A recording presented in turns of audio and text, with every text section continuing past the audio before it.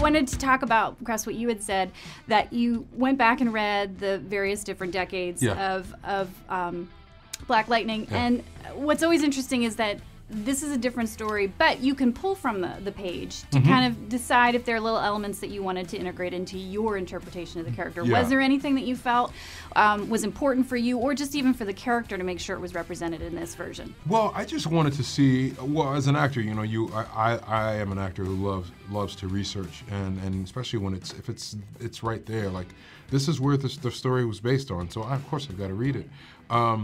And what it informed me, or what informed me, was that even from the 70s and each iteration, first of all, I've kind of deduced that the world that we created in the story we're telling is kind of an amalgamation of all. I could see the influences of all three. But I was really struck by, I think in the 70s version, there was like an issue where there's like a slum lord who is like taking illegal immigrants and promising them work and payment, and then is not doing that. And it was an issue that, I mean, this was like written in the 70s. I was like, this could be today. Yeah. So it informed me, like, even though I already knew it from our pilot episode, but like, yeah, the show, the origin of the comic book is rooted in social activism.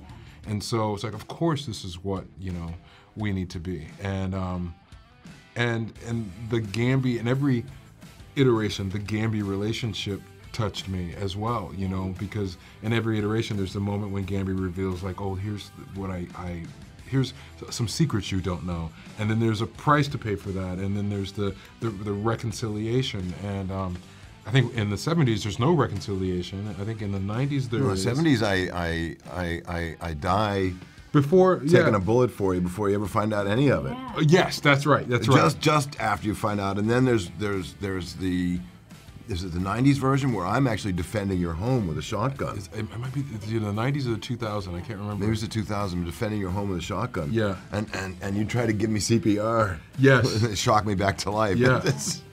But I just kind of got a little bit from all the versions and saw the fact that, okay, the story we're telling is a mixture of all of those. I think wanting to be true to what's in the comic book for sure, and make that into my own. I definitely did some research, and I went back and, you know, learned about who Thunder was in the comic book, and just try to bring a lot of that to TV, especially for comic book fans who know her to be one way. And I think they're doing really good from what Tony did, Tony Isabella, and, you know, now Mara and Salim and Greg Berlanti. I think they're keeping pretty true to what you guys know Thunder, Black Lightning, and Lightning to be in the comic book. So I think it's about bringing who I am to that, and just being true and authentic to what the fans already know.